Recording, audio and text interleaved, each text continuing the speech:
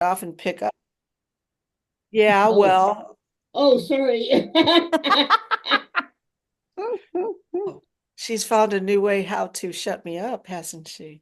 No, No, never. the That's problem why I is wanted to. you start these like really profound words, and it's like, but we haven't started recording yet. It's then Helen's like, wait, do you want me to record yet? And so it's like, oh dang it. If we That just record from the That's beginning, then the we can start. like cut out the part that's, you that know. was not profound. Tell everybody to shut the F up and don't give me any bullshit. That's It certainly is. It's very profound. it's, I'm going to quote my son Rod. He would say, "Mama, keep it real. I'm keeping it real." Okay. All right. Well, we are going to begin. We are going to begin now. So I'd like us first to take some deep breaths in, breathe in. And as we breathe out, let go of any thoughts, past, present, or future, that are intruding on our minds. Just let them go, release as you breathe out. And as we breathe in, we're going to ask for the prayer to be willing to open our hearts,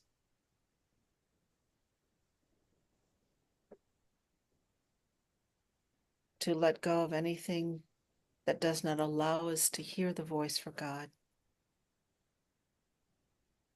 to, to be open to its love and guidance as it directs us in the opening and the clarity of today's gathering together.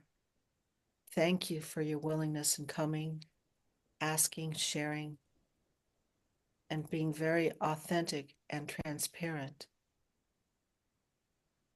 with what your soul is asking for, to get to know more and more what God is, who you are, and how to live that in your everyday lives.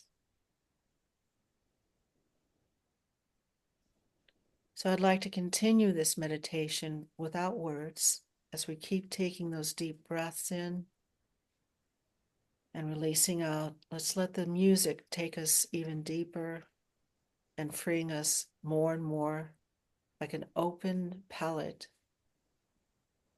an open canvas for spirit to come in and paint and inscribe in our minds what it knows we need to hear and feel.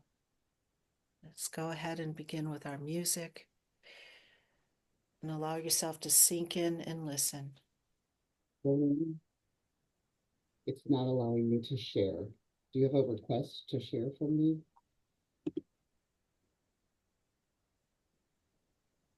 There we go. Thank you. So was that whole first part recorded?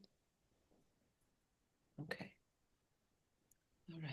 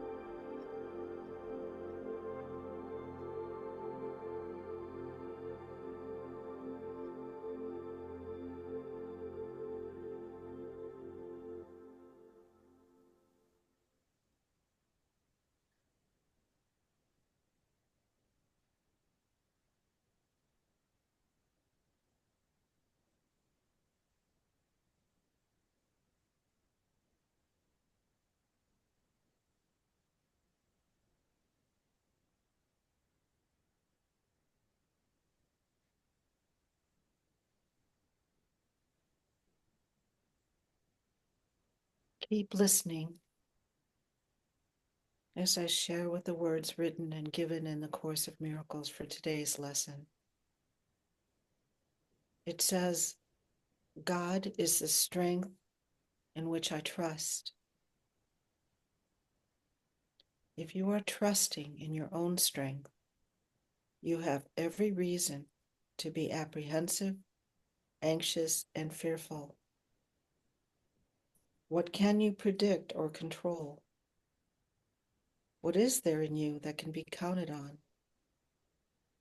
What would give you the ability to be aware of all the facets of any problem and to resolve it in such a way that only good can come of it? What is there about you that gives you the recognition of the right solution and the guarantee that it will be accomplished? Of yourself, you can do none of these things. To believe that you can, to believe that you can is to put your trust where trust is unwarranted and to justify fear, anxiety, depression, anger, and sorrow. Who can put his faith in weakness and feel safe? Yet who can put his faith in strength and feel weak? God is your safety in every circumstance. His voice speaks for him in all situations and in every aspect of all situations, telling you exactly what to do to call upon his strength and his protection. There are no exceptions because God makes no exceptions. And the voice which speaks for him thinks as he does.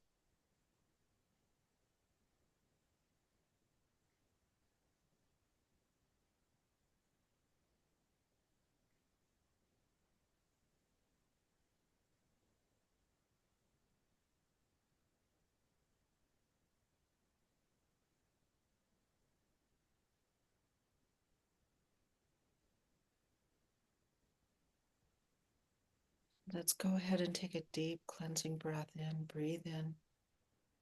Invite the light of the Holy Spirit to illuminate your mind as you breathe out and open your eyes. I appreciate any thoughts that may have come up for you while you heard this reading.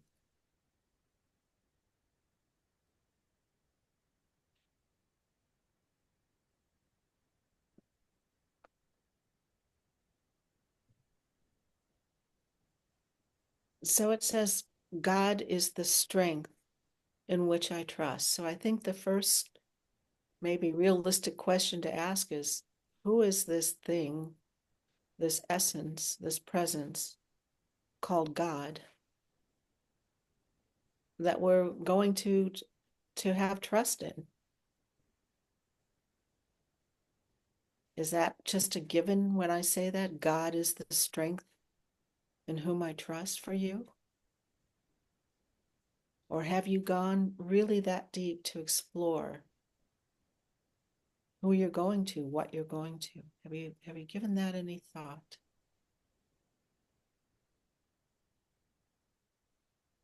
Other than it's just repeating to you to do it?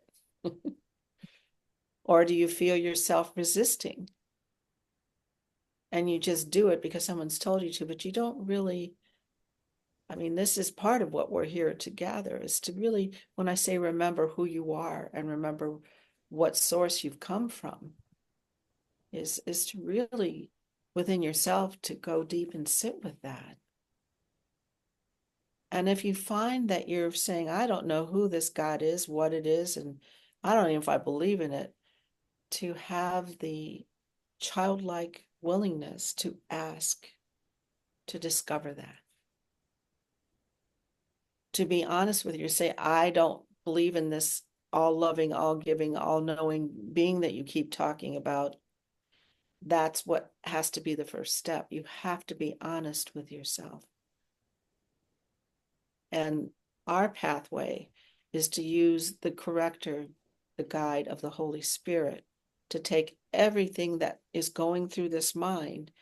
Because if this mind that has been imbued with so many fears and doubts and worries, keep replaying those tapes, we're not going to get an answer. We're going to keep replaying the tapes. So in other words, if we resist something that is frightening us, like, oh my gosh, I really don't know who God is. Okay. If we resist acknowledging that, we're going to keep saying, I know who God is. And, carrying on. So much about, or I guess you could say a lot of people, while this course is not the most popular course, is it's requiring people to be very authentic and very real with themselves of what's going on inside of themselves. Otherwise, they wouldn't be so fearful of when I say everything outside of you. And this is what the course is teaching. And it's not just the course. There's many non-dualistic teachers that are saying the same thing in different languaging, but the same thing. Everything outside of you is a reflection of what's inside your mind. Everything. And that's a lot to swallow when you look at everything outside of you right now. That's a lot to swallow. So I am going to touch on something lightly, but deeply at the same time. When we got on the Zoom, I just, in casual, how are you, getting on with Helen, I asked her how she was doing, and she says, well, she's making her world smaller and doesn't want to talk about the politics, basically, because it's upsetting her, the government. What I'm inviting you to do is not to resist looking at the darkness. I'm not saying consume yourself in it 24/7, because it will inundate you'll be short-circuited. But when you're feeling and upset about it, you can't run from it. You see, that's what we've done so long in many ways, suppressed it, run from it, and it just keeps regurgitating. So anybody that's on the path of Course in Miracles, you are invited to look at what your fears and where did they come from? What do they mean to you? And after you are honest with yourself, then you give that to the light, or we call it Holy Spirit, or we place it on the table so that the light can illuminate your fears and your doubts. Then they can be released. That's what no private thoughts is about. When we say, oh, no private thoughts, no people pleasing. Because you may think you're hiding your thoughts, but they are being magnified because you can't help. We're all creators. Whatever you're thinking is what you're projecting. Whatever you're thinking is what you're projecting. So we're all thinking and projecting every moment of the day, aren't we? So the Course is asking us to get very, very, not, crazy where you can't function all day because you're going, oh my God, what am I thinking? Oh my God, what am I thinking? You can't do that. But you get in the habit of asking Holy Spirit to be in charge and to be aware of what you're thinking. So if we're afraid of what's going on with the government, we can use that as an example. I had the experience. Whenever I use my experiences, it's for teaching purposes. Okay. It's not about, oh, this is all about Delynn and all she's doing is talking about herself. I've done my time with therapy and looking at things. But these are examples. Pardon me? You said you've done your time, and I'm like, but of course it never ends. Well, every day there's opportunities, and this is exactly the point. I've been dealing with Social Security and Medicare, Medicaid issues because I'm almost 70. I have since found out that more benefits have been taken away from my insurance. My eyes, my ears, which I've had cataract surgery, I've had macular hole repair. This is all the human story of Delynn, right? So my mind is going, what are they doing? Just because I'm getting older, I've had, by worldly standards, reason that I need insurance and need help, and they're taking it away from me. So my human mind goes, oh, that's what they're doing. I'm part of that group now. Let's put the old elderly people off and just let them die off because we don't care about them. Is that what's going on? It is if it's what I believe, absolutely. And we don't know what the government is doing with, I made the comment of one of my family members, see, so-and-so's been in office only a few weeks and it's already starting. And this person pointed out to me that this stuff was in place before he got inaugurated. So which government are we talking about? The government of the human beings, whether it's Democratic, Republican, dictator, or democracy, human beings are about control and power. That's the human ego. The course of this path is about undoing the ego and remembering that you're under the government of God. So you ask yourself, which government am I loyal to? That's a Course in Miracles student's question, or a non-duality teacher. I can't think of all the other teachers. There's very wonderful teachers besides me, including me, out there, saying the same thing over and over and over. We're trying to remind you to stay on path because what is going out around us will take you under. Yet we're saying, don't resist it. In other words, don't go, I just can't talk about it. I'm not going to listen. Well, I will tell you, I will listen to maybe a half hour, 45 minutes, just so I have some idea, but I take it to the wash. Be aware of yourself. If that's not helpful for you, then don't do it. Okay, if it just sets your sensories all off where you can't, don't do it. Or some of the things I've sent to the feed group, some of Marianne Williamson's, because she's very passionate. She's in the battle, right? I've shared with you in the past, there are some people in the very purest upper echelons of spiritual teaching say, well, she's not a course student teacher. How could she be teaching duality? My question to that is, we all have our particular purposes and calling. So one of our first rules is not to judge. We don't know where they're coming from. And to stay in your lane about what you hear spirit telling you to do. That's what you do. So with that being said, I did offer, she said, if you're having real upset, she gave a phone number to contact your senator or your whatever she said, if you feel called to do that. But I'm always reminding you, stop, take a breath, listen, and don't respond until you feel a sense of calm. If you're feeling reactive, upset, angry,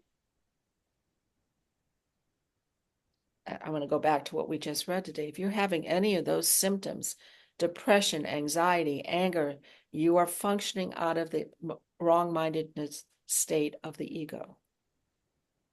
And the Course is a very committed practice of, I want the peace of God. How do you do that? You have to keep going to that holy instant. Tell me what to do, what to say, where to go. I want the peace of God. Now, you decide you want to dabble in the drama, you can.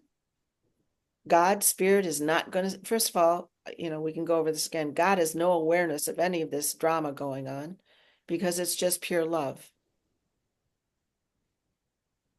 It is not a person or have personality traits that human beings give God. It is the essence. I'm looking at Helen's backdrop of the Aurora Borealis. It's just this movement of grace that's really not definable, but it's moving and it's there and it's present. And as beautiful as that is, it's not even a micro eighth of an inch of how beautiful God's love and presence is coming to us constantly. So it is totally up to you if you want to go into that stream or if you want to go into the dream of human life. You certainly can. You have been. You've done it for many lifetimes. And you've even done it in this lifetime, even now, because we're talking about it. You know, it's still part of the dream of humanity, of human consciousness. But what we are learning to do is while we're on this earth dream, we're going to undo our control, release it, give it to Holy Spirit, and whatever dream that is being created is being created from our essence of peace and oneness that we are.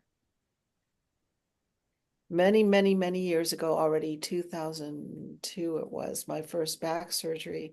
Before I went into back surgery, I was praying, oh my God, you know, I'm a dancer, I'll never be able to walk again, dance again. What do you want me to do? And this was the poem, and I've repeated it many times. It's a prayer for me that I say a lot, but it was given to me so powerfully before I went into surgery. It was a prayer, if you allow me the grace to recite it. That means so much in my soul. And it's my song of surrender.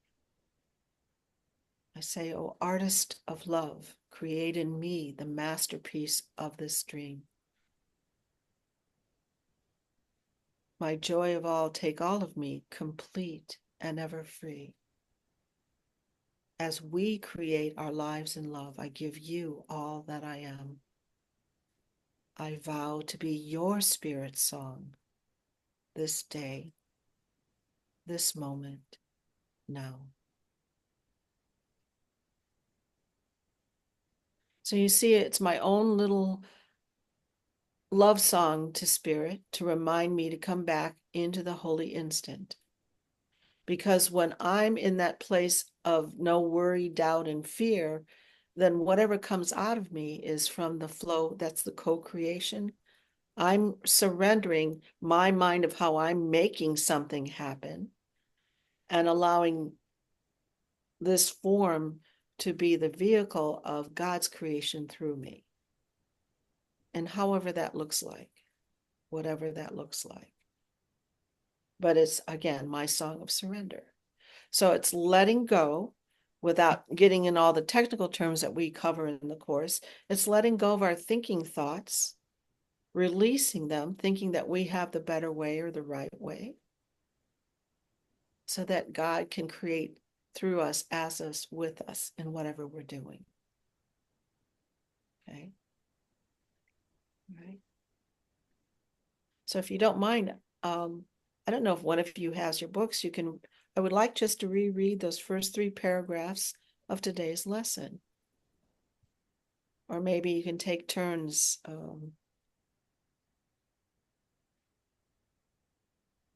Just the first 3 paragraphs. Or I can read the third ones if one of you want to read the first and the other the second. Sure, I can do the first one. Okay. God is the strength in which I trust. If you are trusting your own strength, you have every reason to be apprehensive, anxious, and fearful. What can you predict or control? What is there in you that can be counted on? What would give you the ability to be aware of all the facets of any problem and to resolve it in such a way that only good can come of it? What is there about you that gives you the recognition of the right solution and the guarantee that it will be accomplished? Of yourself, you can do none of these things. To believe that you can is to put your trust where trust is unwarranted, and to justify fear, anxiety, depression, anger, and sorrow. Who can put his faith in weakness and feel safe? Who can put his faith in strength and feel weak? God is your safety in every circumstance. His voice speaks for him in all situations and in every aspect of all situations, telling you exactly what to do to call upon his strength and his protection. There are no exceptions because God makes no exceptions. And the voice which speaks for him thinks as he does.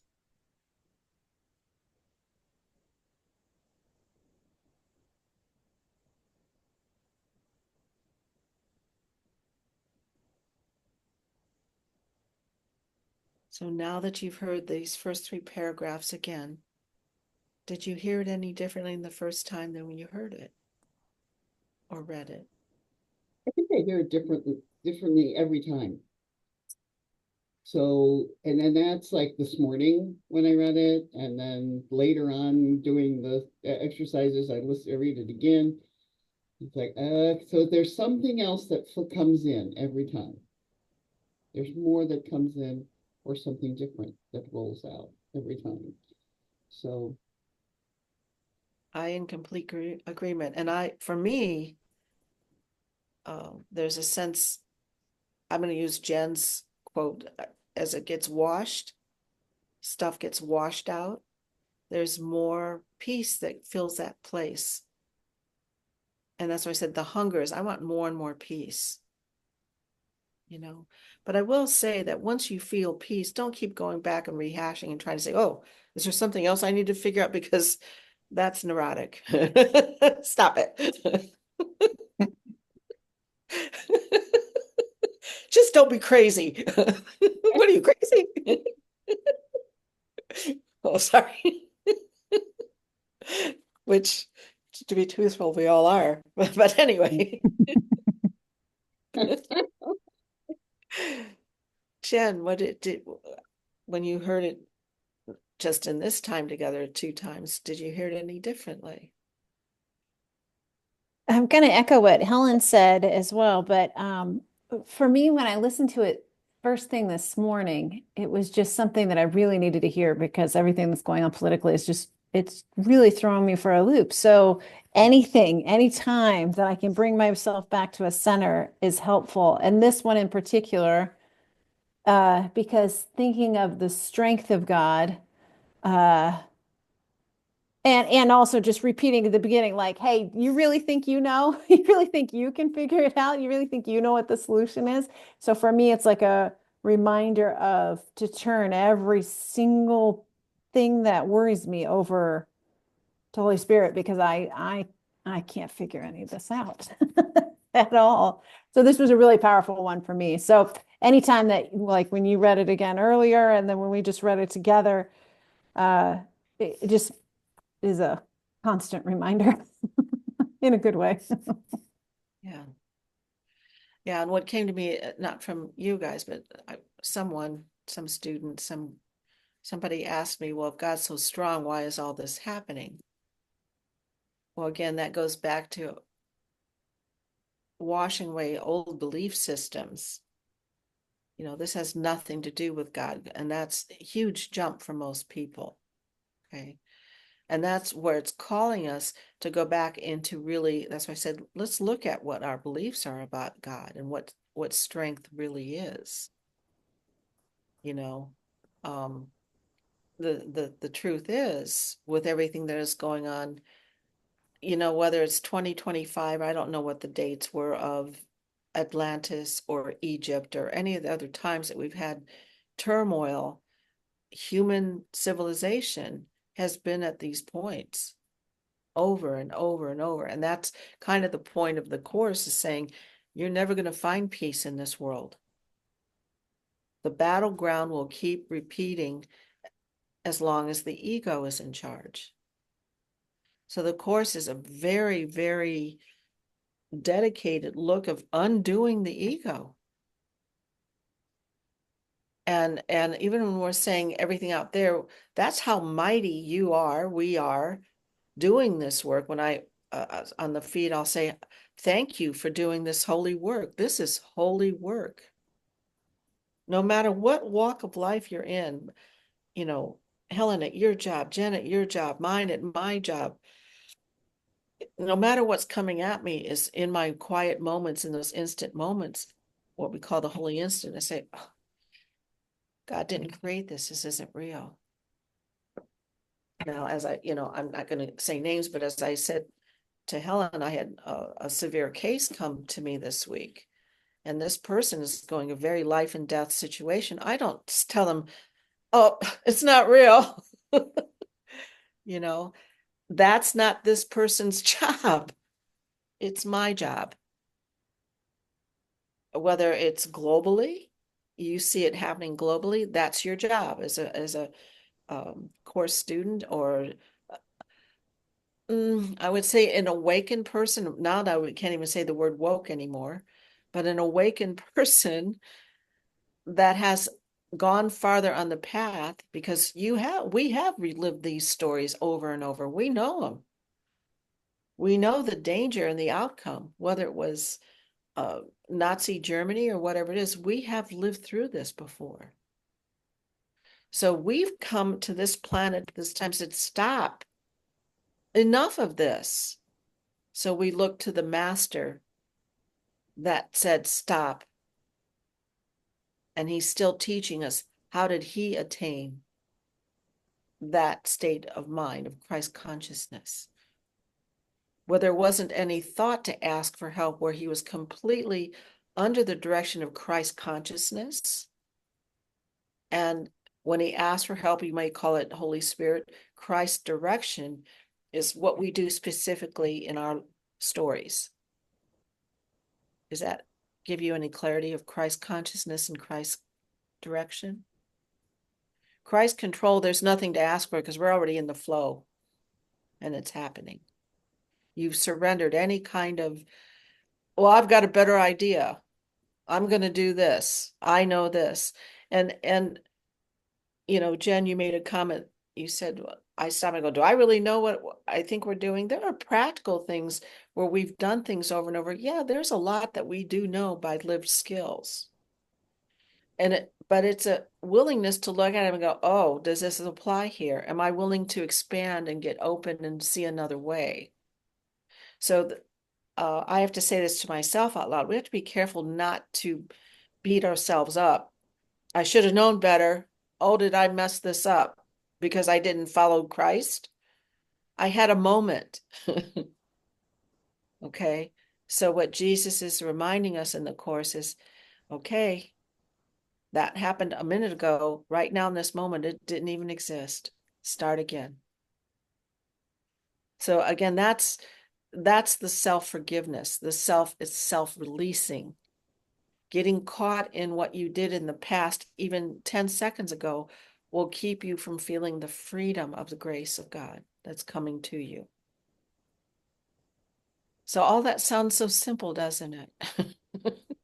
When we talk about it, it's applying it to our everyday life. And that, again, is maybe you're aware and maybe you're not aware. I think I've said it before. You've already signed up for this. That's why you're sitting here talking with me. This is your primary function on planet Earth, no matter what you're doing, is to forgive this world that forgot the truth. Forgive yourself. When we say everything out there is inside of you, because you're awake, when you have those moments, your job is to keep shooting those ray beams out there. Oh, God didn't create it. It's not real. What is the first 3 lines of the Course? Nothing real exists. Somebody repeat the first 3 lines that I didn't say right. Oh gosh, I can't remember. It's like everything God made is real, nothing unreal exists. Here lies the peace of God. I always get those. Yeah. I remember the herein lies the peace of God part. I have passed on my disease of remembering. It's the essence. Oh, nothing real can be threatened. That's it. Nothing real can be Nothing unreal exists. Herein lies the peace of God. So if God did not make any of this, this is the gist of the Course. Our bodies, our illness, our jobs, it's not real. God didn't make it. God only made love and joy and abundance and freedom and peace. It's not real. So then what the heck is it? That's what you're using this lifetime for. You're using this lifetime as your mastery. How to mastery love, as God wants us to teach love, not human love. That's why there's all these chapters in the text explaining all of this, special relationships, all of this stuff. He gets really very clear about where all this came from. You know, um, again, I made an off-color comment telling about I want to do therapy on people. This whole thing is therapy. It's therapy to get to the place of learning how to clear it out, come and be still, and let the peace of God take over you. Then he says, now you can, this course isn't teaching love because that's beyond teaching. But once you clear all this cobwebs out of your head and put your trust in God and just go into the flow of the glow, now you can really be loving. Now you can be the embodiment of love because you don't have all this stuff cluttering. Okay. So nothing real can be threatened. Nothing unreal exists. Herein lies the peace of God. There are often times throughout the week I'll ask myself, what do I really want? Would I like a mansion, $1 million, a partner, blah, blah. Oh, that would be lovely icing. I'm not going to deny that I wouldn't like that. But none of it means anything if I don't have peace. Or we can go the other side of the stick. I can be homeless, crippled, and without a partner. Sounds like the story of life I'm in now. Ah. Ta-da! But I can joke about it, so I must have some kind of peace or just plain crazy. No. There is an underlying peace in me, even though all these things are going on. Because I do ask for that regularly. God didn't make a crippled old woman. It's my spirit that's alive and vibrant no matter what condition that I'm seen to be in. So a lot of times when you hear me using that word seem, that's what that means is it's another word to make myself remember this is what seems to be going on because it's not real. Okay, so put that in your mystical vocabulary book because that's what it is. It's a reminder because words, although Jesus says words are symbols upon symbols twice removed, when we're in this form, we use words that can be very powerful, can't they? So pay attention to how you're categorizing. There's even a pathway. I know a little bit about it, but people, they just always say, I am this, I am that, I am, because anytime you're saying I am, I think Wayne Dyer had a book about that, even teachings about it. Whatever you put at the end of I am, so shall you be. And that's true, but that's just mind hypnotism. That's not really getting, I shouldn't belittle it, but those are all stepping stones. You know, we then we start asking questions, well, why am I, well, I am good. Well, I don't feel good. You know, that's when we start questioning what all that is. And this is where Jesus is explaining all of this. Explains all of it. Okay, in one form or another. So what I would like to do, because I do want to get into Manual for Teachers where it talks about the development of trust. But I would like to continue on with lesson 47, where it's asking you to reach past your own weakness to the source of real strength. It's asking you for 4 to 5 practice periods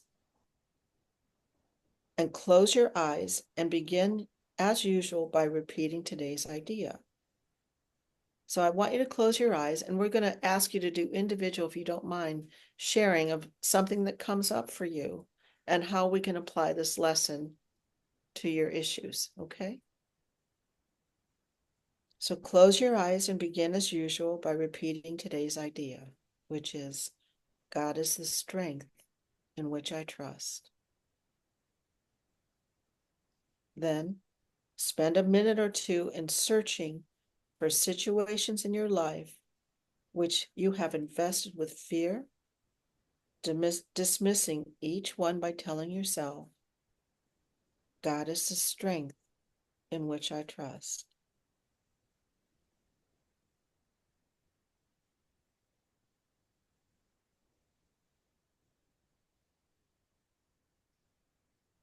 Now, try to slip past all concerns related to your own sense of inadequacy.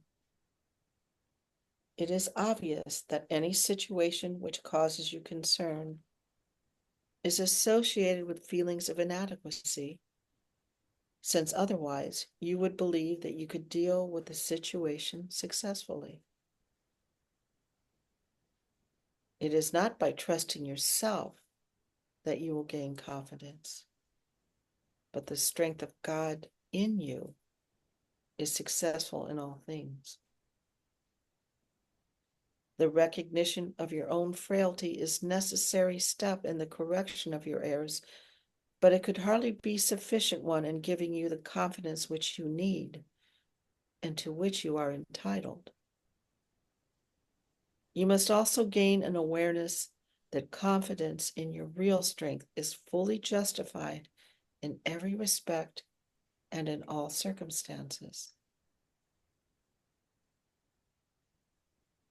In the latter phase of the practice period, try to reach down into your mind to a place of real safety. You will recognize that you have reached it if you feel a deep peace, however briefly. Let go all the trivial things that churn and bubble on the surface of your mind and reach down and below them to the kingdom of heaven. There is a place in you where there is perfect peace. There is a place in you where nothing is impossible.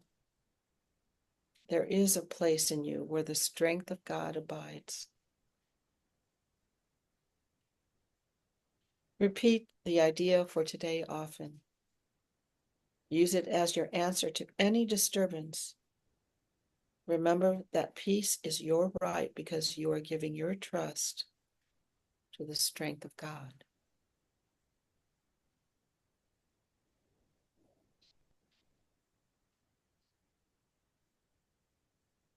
So let me ask you if you're comfortable. I'd like to do this, and each one of you maybe share something that comes to mind that is causing you upset, disharmony, fear.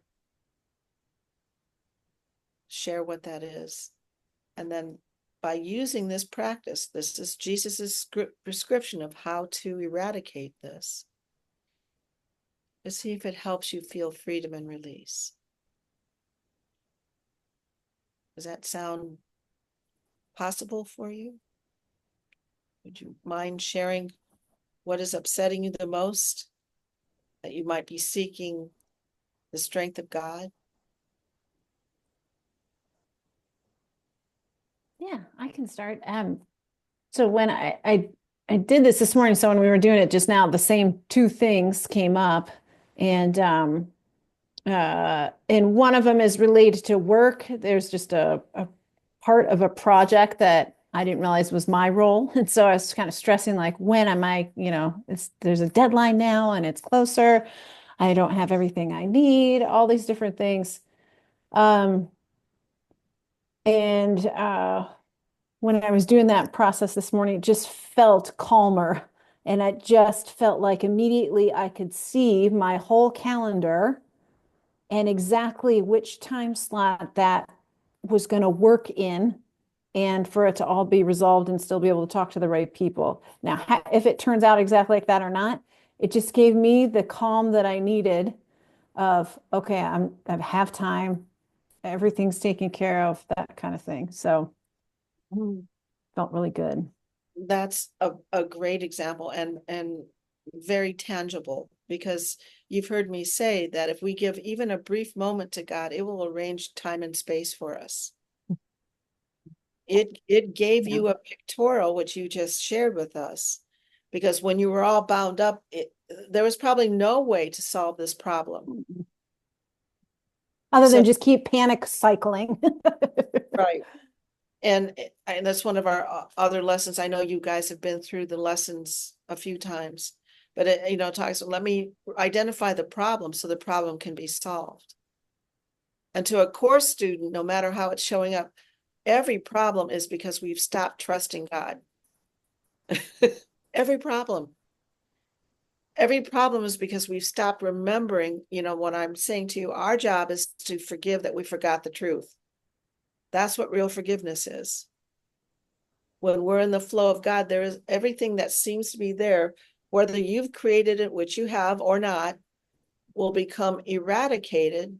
And from what you just shared, you were given very visually communicate. It may not have been words, but you were given a pictorial of how it was going to resolve. And even if when you get closer, it doesn't show up that same way, you've been given a reassurance of, I'm with you, Jen. Mhm. You're not alone. Thank you. That's a great, people think A Course in Miracles is someone's going to go abracadabra and there's like, unicorns are going to pop. I used to be able to do that. I don't do those so much anymore.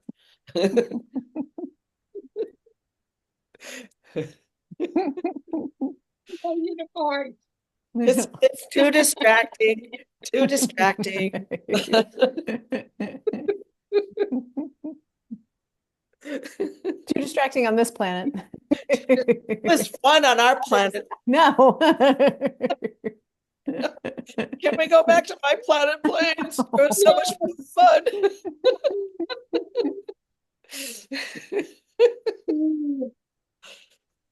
Yeah, yeah. So Helen, But is there anything that you would like to?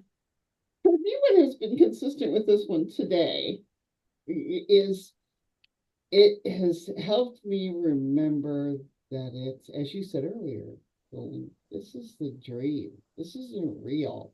This is, and then I have those moments of, oh, right? This isn't real. If it's bothering me, it's not real. It's so what's going to happen next? And how can I make sure that I remember to come back to here and remember that it's not real in those moments when it becomes uh what does it say? I'm sitting in the dark because that makes sense. Where it says where there's fear, anxiety, and depression, and anger, and sorrow, and then it's like, but this isn't even real. I said to Sean earlier, much like what you were saying earlier, Delynn, I said, we've been here before. We've been through these things before now, last decade, in the decades before, and and we learned things, and we carried forth with the strength of God.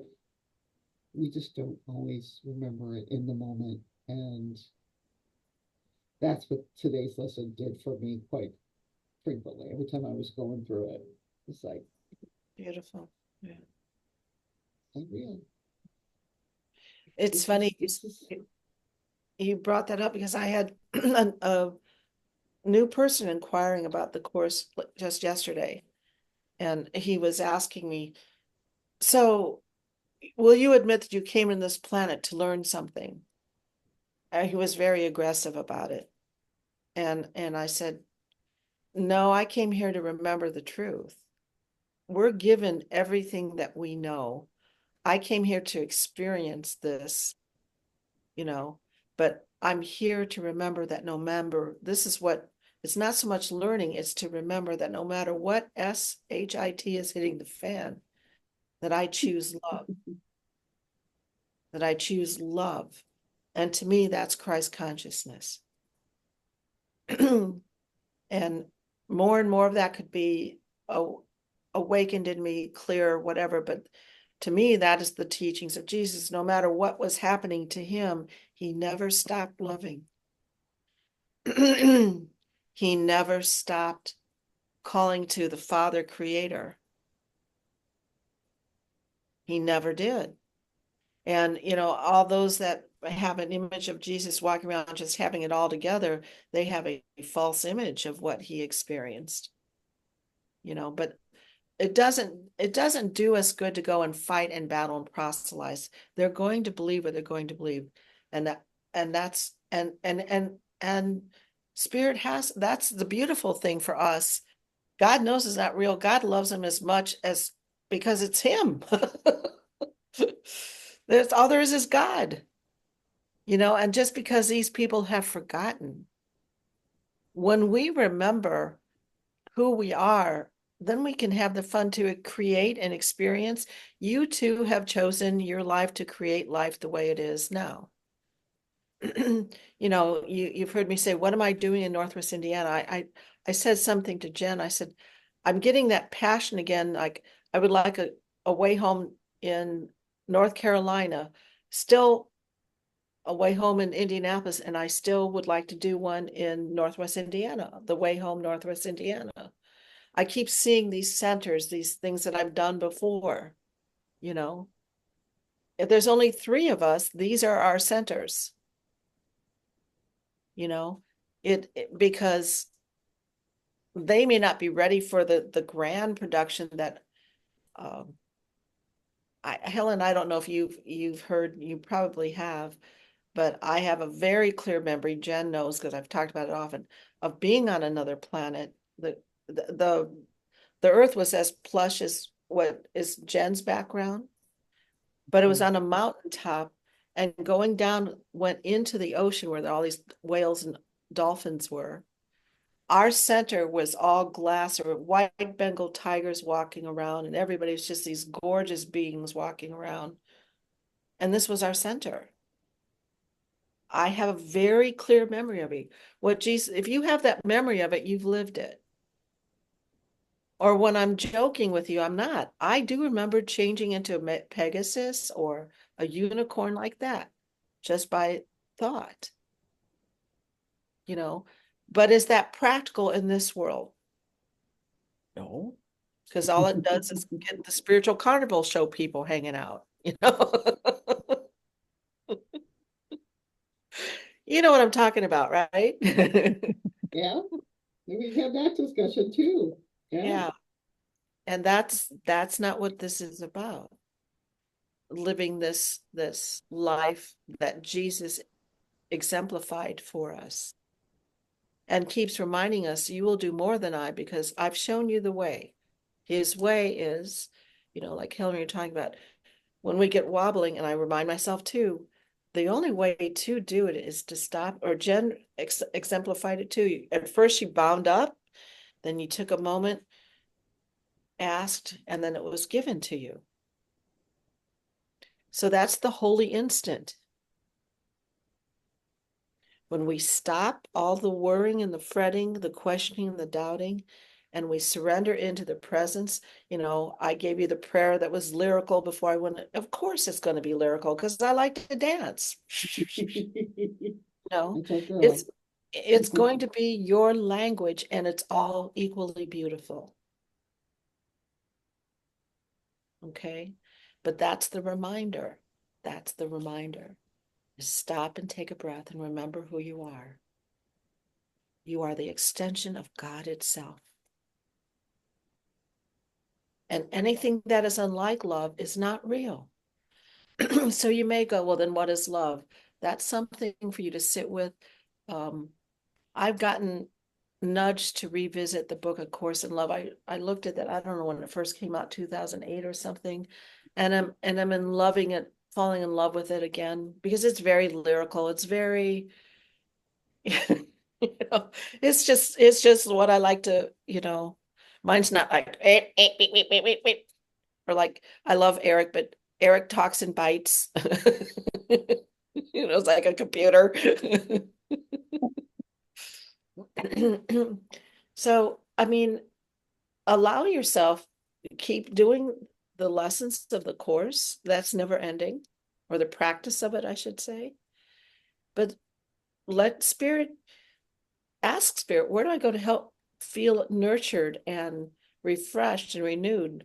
Like I'm telling you, I'm just totally loving rereading the book A Course in Love right now.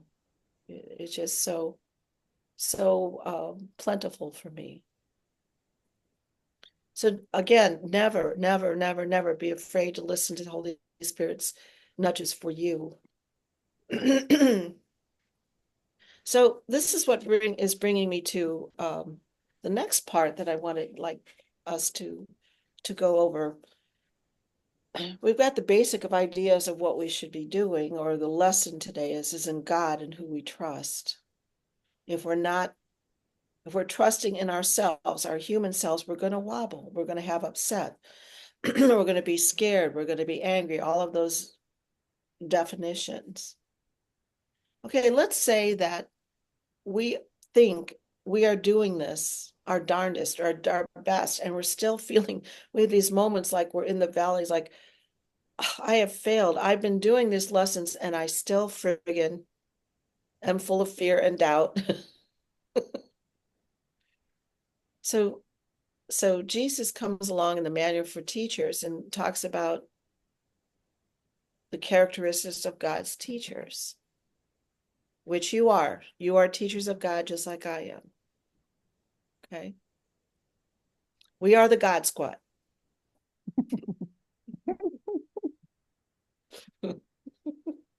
That's right. And boy, would I like to do that to people. My bullets of love. My bullets of love.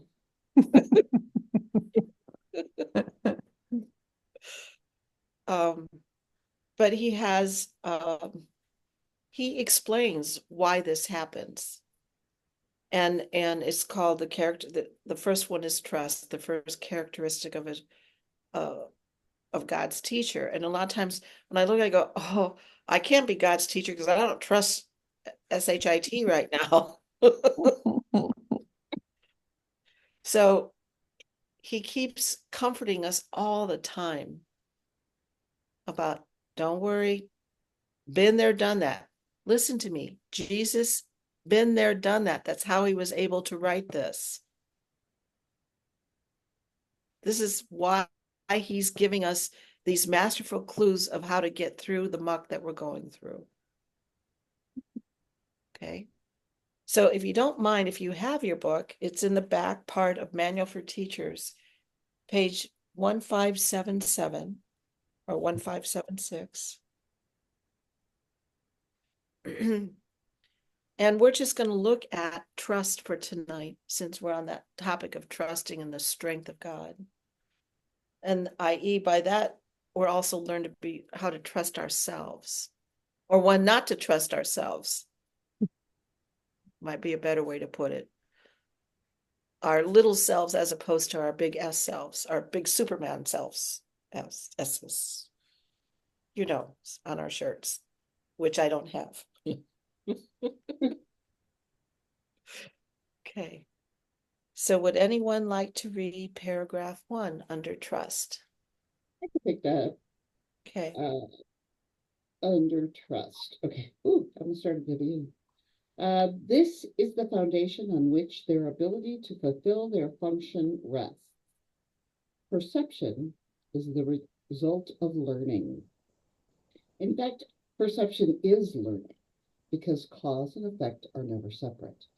The teachers of God have trust in the world because they have learned that it is not governed by the laws the world made up. It is governed by a power that is in them, but not of them. It is this power that keeps all things safe. It is through this power that the teachers of God look on a forgiven world. Jen? When this power has once been experienced, it is impossible to trust one's own petty strength again. Who would attempt to fly with the tiny strength of a sparrow when the mighty wings of an eagle have been given him? And who would place his faith in the shabby offerings of the ego when the gifts of God are laid before him? What is it that induces them to make the shift? First, they must go through what might be called a period of undoing. This need not be painful, but it is usually so experienced. It seems as if things are being taken away, and it is rarely understood initially that their lack of value is merely being recognized. How can lack of value be perceived unless the perceiver is in a position where he must see things in a different light? He is not yet at a point at which he can make the shift entirely internally. And so the plan will sometimes call for changes in what seems to be external circumstances. These changes are always helpful. When the teacher of God has learned that much, he goes on to the second stage. Let's stop for a moment and reflect on that instructions in that the first undoing, period of undoing. And what did you hear in that?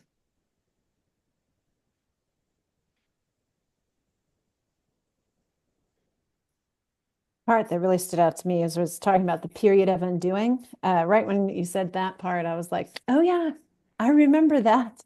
And it's not that I'm not still going through that, but it's not that like, remember when I first started studying the course, it felt like forever, the period of doing, almost like, I mean, I loved your description, like way back when, where like being an upside down ship and trying to right side up that ship, everything becomes very disorienting and, or can feel disorienting. And there's just so much rewiring and changing and all of that, that it was huge upheaval, worth it, like so worth it. Like everything is so much better now. Like I remember what it was like before, and I can't imagine going back to that. But I just the period of doing stood out to me. So I was like, yeah, that was tough. Yeah, there's a lot of people who will stop right here Mhm. because it is turning things upside down. It is dismantling things, and they're not comfortable with that. Like we were saying, things will change and shift, and because you don't want, people are afraid of change, so they'll stop there until some other crisis comes up, and but this is why a lot of people do stop here. Someone hasn't come and just smoothed and said, oh, it's okay, this is all a dream, I love you, I pet you, or let's listen to some music and wave some wands.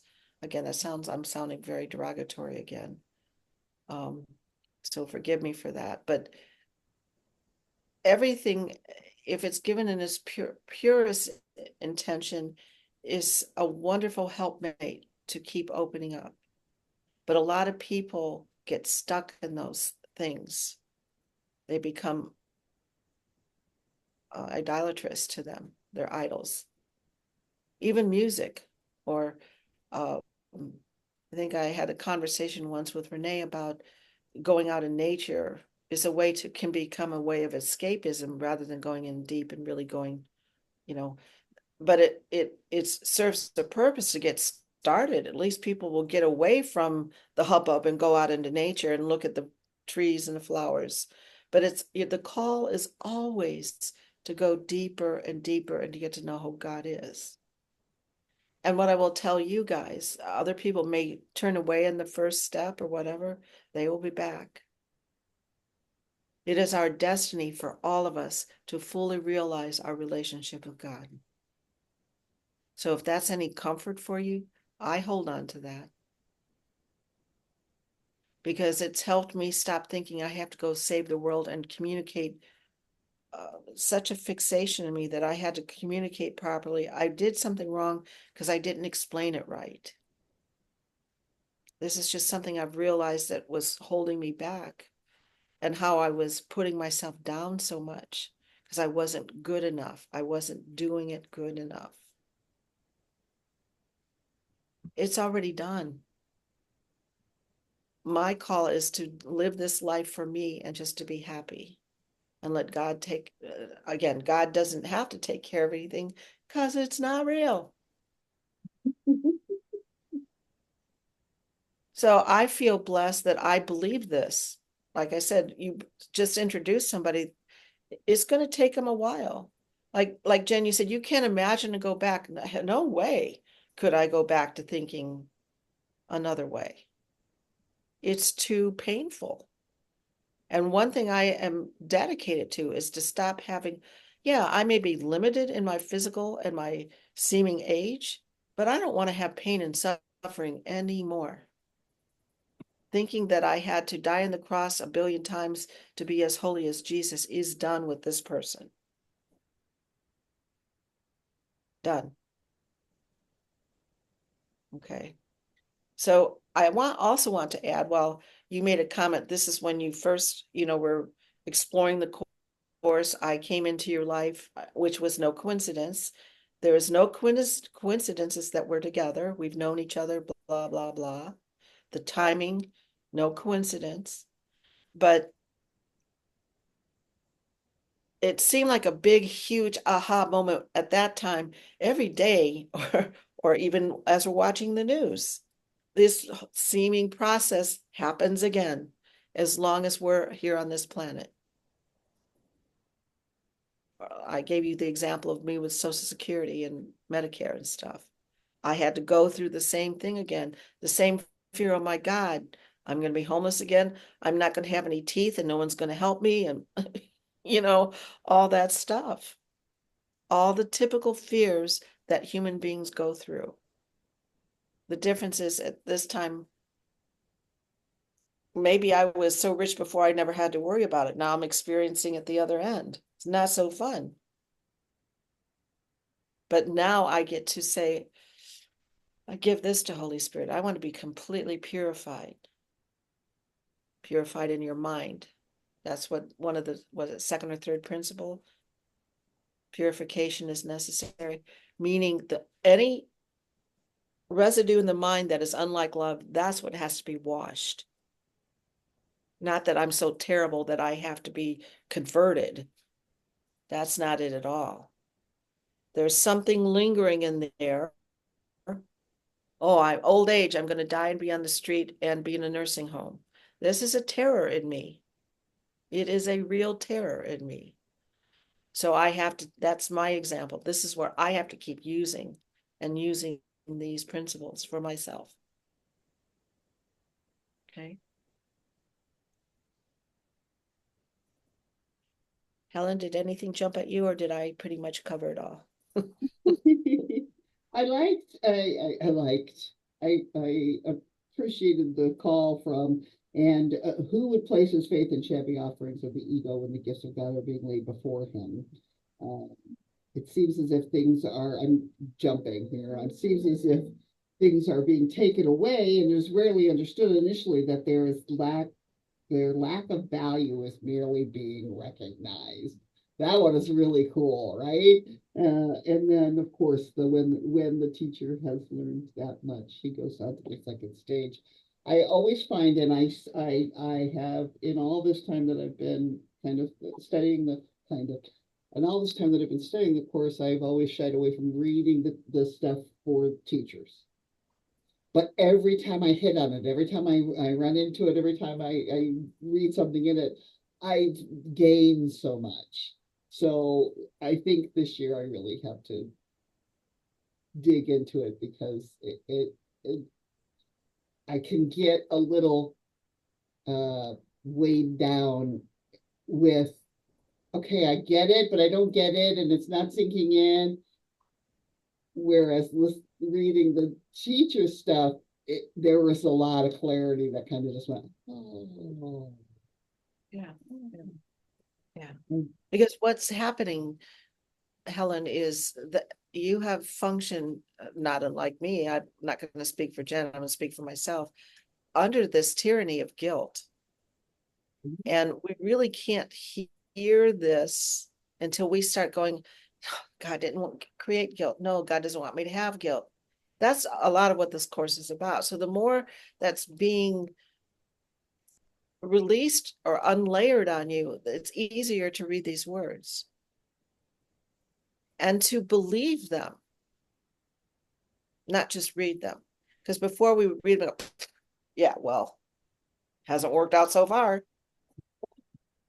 You know, you know what I'm saying? Yeah. I was reading something the other day that where they said there's the rule of seven. You have to read it 7 times, or you have to experience it 7 times. You have to, go in order for your brain to start really processing it. Well, I've been studying for 30 odd years, but have I really gone through it that number of times? And it's kind of like I had to say, no, you haven't. So you have to sit down and you have to do that work.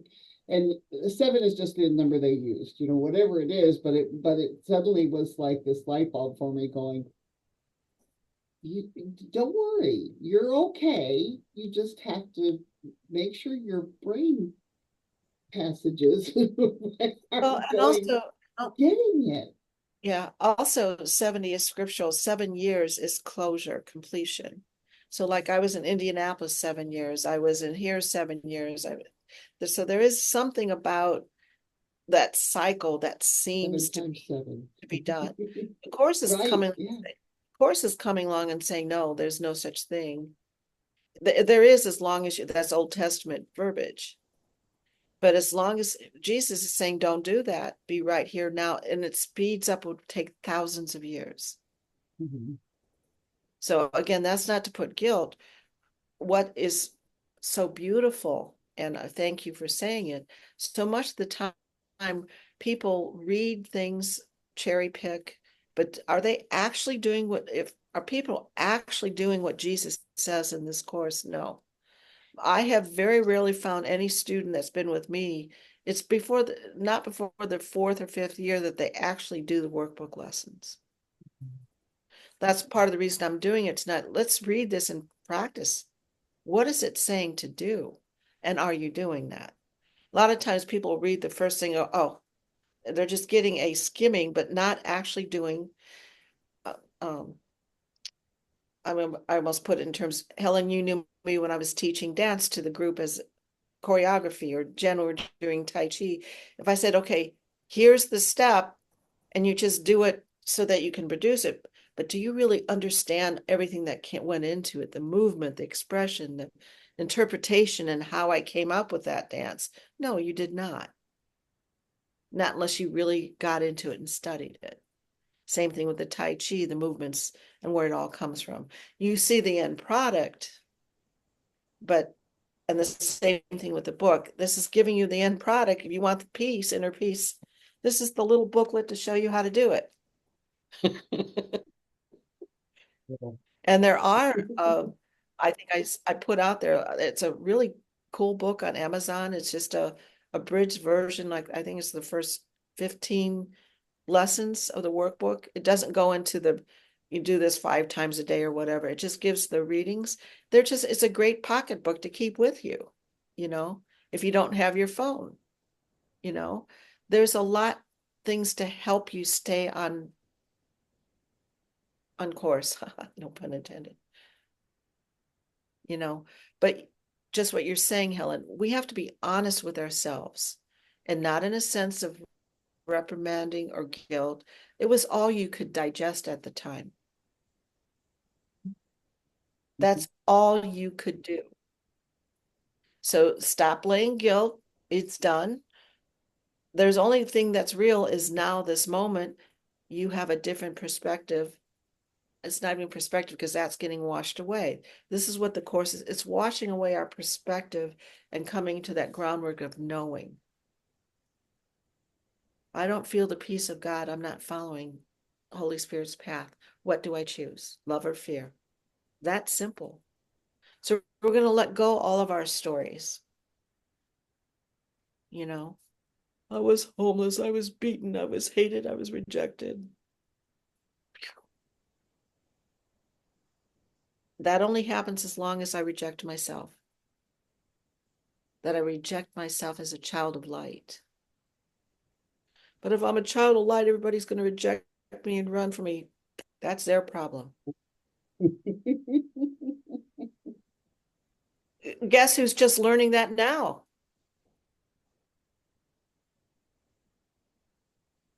Okay. So, we've all been doing this a long time. And this time we're learning to let go of time. What does that sound like? That was profound. Somebody should make a bumper sticker of that. You can. I get the residuals. Okay. You know me, I would just give it away. And that's what I've done. That's what I do. And people wonder why actually, no one wonders why I don't have money.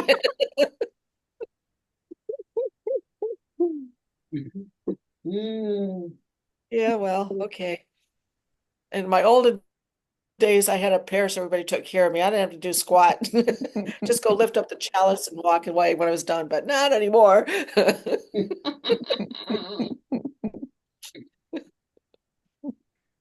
Change the subject, we'll come back, but Helen, you got to watch. I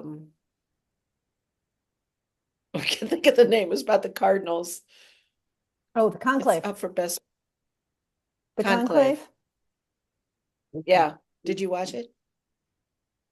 Yeah, watch it, Helen. You'll enjoy it. Oh, I think Okay. you'll enjoy it. Okay. So who gets the next paragraph? That would be Jen? No, Sure. me. Yeah, go for it. I think it was me. Okay, Next, Helen, the you go teacher- for it. Okay. What? Next, the teacher, I said, okay. Next, the teacher must go through a period of sorting out.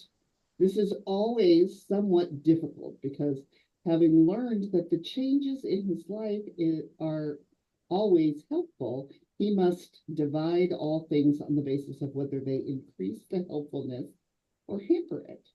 He will find that many, if not most of the things he valued before will merely hinder his ability to transfer what he has learned into new situations as they arise. And because he has valued what is really valueless, he will not generalize the lesson for fear of loss and sacrifice.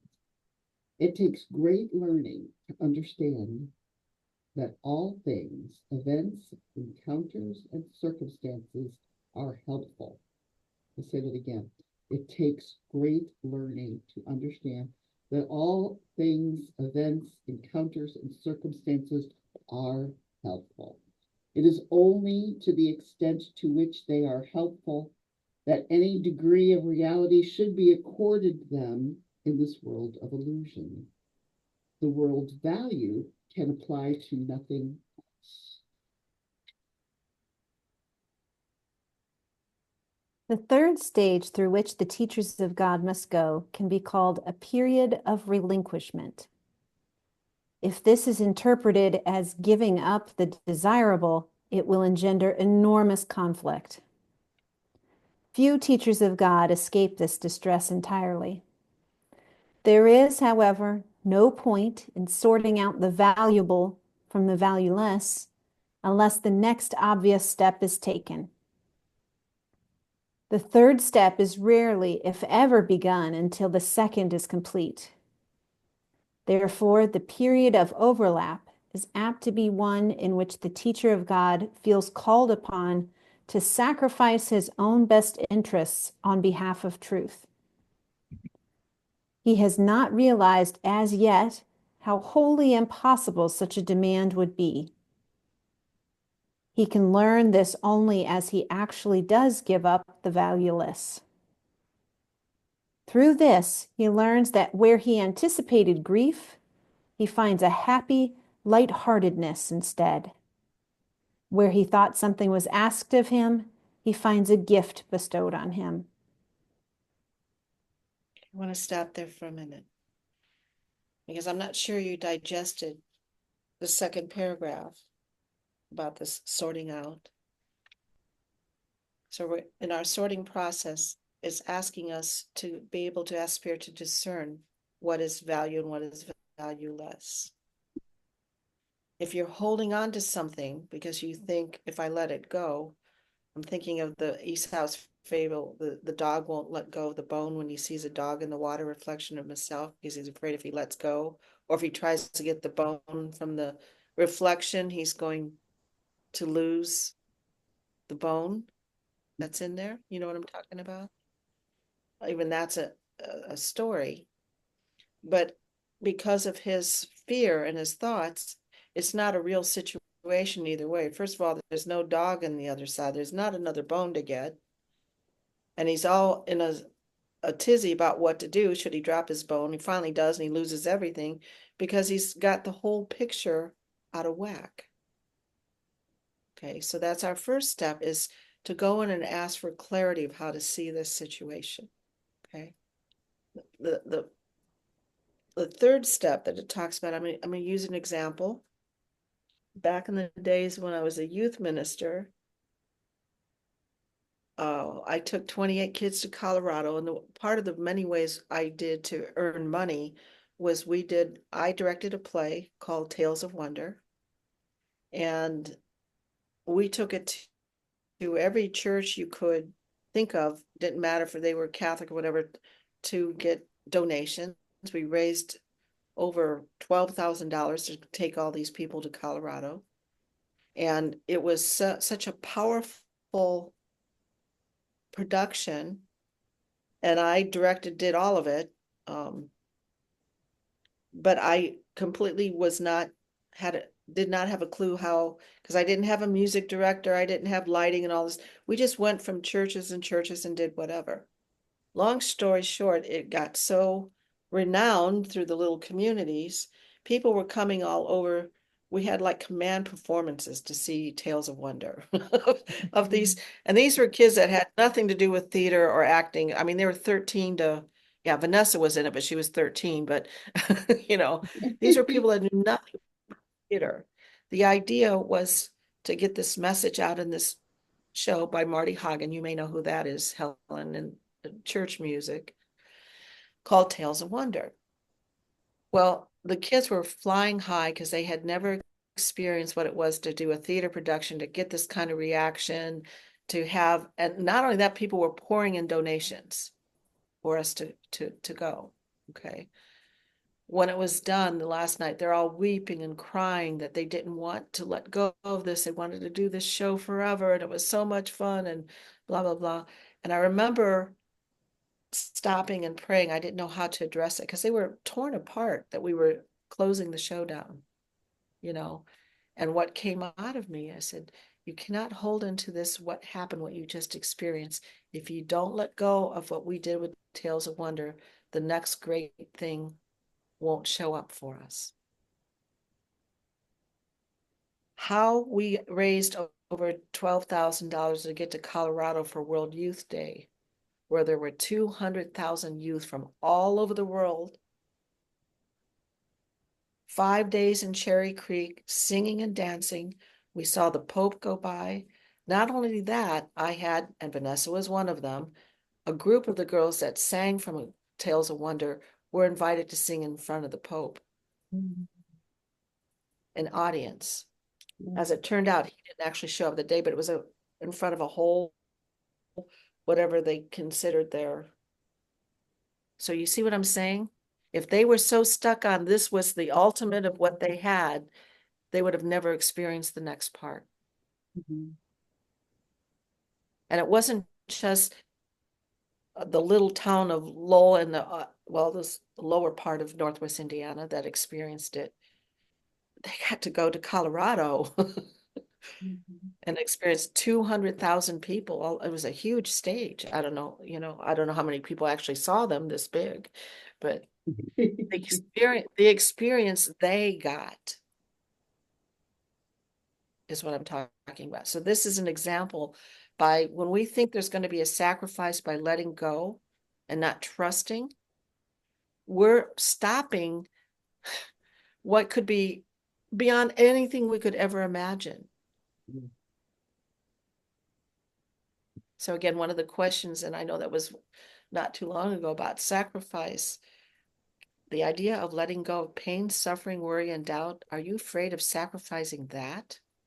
That's what you want to ask yourself. I know it's what I ask myself. Okay. Okay. Helen, you want to read 6? Or it is Sure. already 6:30. Are we okay Yeah. to finish the next 3, you guys? Yeah, I think so, right? Okay. Yeah. And then we'll do Jen, meditation. how you feel, Jen? Yep, How you feel? good. I was just giving you a hard time. She's like nodding very emphatically. Okay, now comes a period of settling down. This is a quiet time in which the teacher of God rests a while in reasonable peace. Now he consolidates his learning. Now he begins to transfer value of what he has learned. Its potential is literally staggering, and the teacher of God is now at the point in his progress at which he can see it is his way out. Give up what you do not want and keep what you do. How simple is the obvious, and how easy to do. The teacher of God needs this period of respite. He has not yet come as far as he thinks. Yet, when he is ready to go on, he goes with mighty companions beside him. Now he rests a while and gathers them before going on. He will not go on from here alone. The next stage is indeed a period of unsettling. Let me just stop here Now, for stop you just a minute. I just want you to hear that last part. You will not go alone. Jen, Helen, Delynn, we're here for each other. Wherever we are. And there's others, that you may have met that are studying the course, but and I'm not saying that to exclude other people, but it helps when you're learning a language to talk with someone that understands your language. You know what I'm saying? Mhm. We're and again, I'm repeating, this development trust isn't a one-time thing. Like Jen, when you're saying, "Oh, I had this," you had epiphany when we were in Indianapolis together. Absolutely.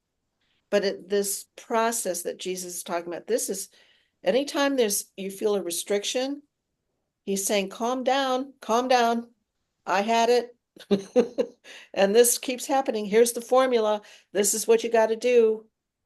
And the more you practice it, remember I told you at first you may have to go through the steps, but the more you practice it, it becomes effortless. You don't even have to go through the process. You just go, oh, this isn't real. That's what starts happening. If you scold yourself because you haven't practiced enough, stop it. Just start practicing. Stop scolding yourself. Delynn. Okay, go ahead. the next stage is indeed a period of unsettling. Now must the teacher of God understand that he did not really know what was valuable and what was valueless. All that he really learned so far was that he did not want the valueless and that he did want the valuable. Yet his own sorting out was meaningless in teaching him the difference. The idea of sacrifice, so central to his own thought system, had made it impossible for him to judge. He thought he had learned willingness, but now he sees that he does not know what the willingness is for. And now he must attain a state that may remain impossible for a long, long time. He must learn to lay all judgment aside and ask only that he be taught what he really wants in every circumstance. Were not each step in this direction so heavily reinforced, it would be hard indeed.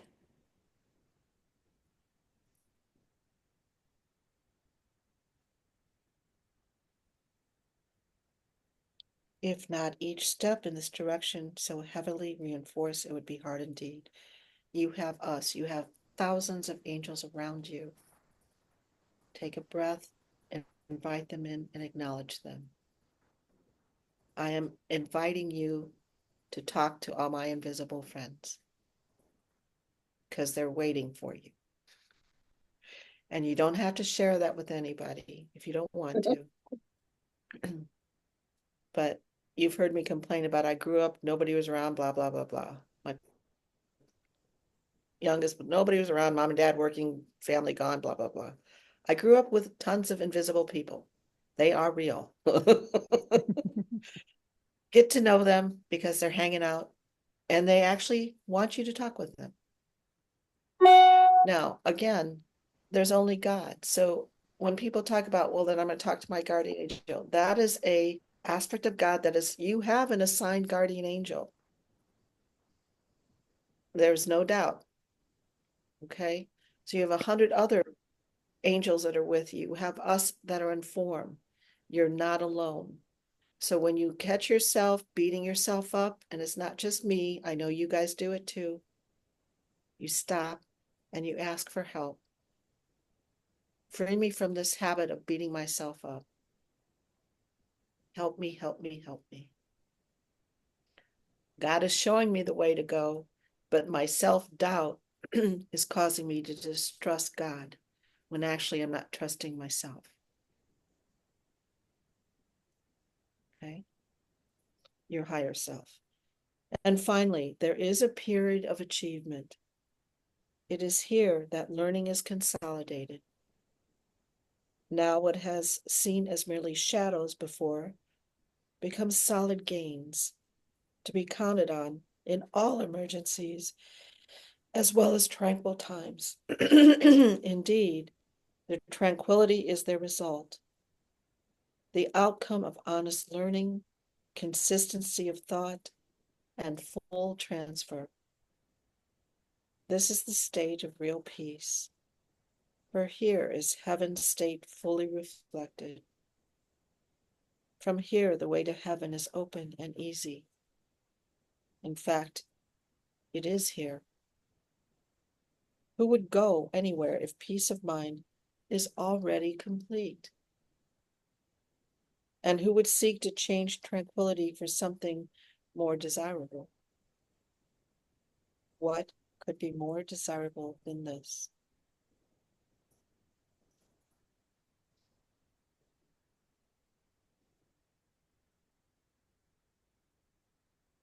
So I want to bring our time together with this beautiful, beautiful time, eye-opening, revealing, healing together. And before we put the music on, to sit in stillness and gratitude to the One for everything that is blessing us with. Relax yourself and ask yourself, isn't it easy to trust the strength of God and let God govern my life? That is your choice. That is your, I want to say even different than choice. It is your beckoning. Spirit is saying, come. My yoke is easy, my burden is light. He's taking all that off of you. Just rest. Just keep asking and believing. God is an amazing essence, life force to believe and trust in. That is the strength of how you get through each moment, each day.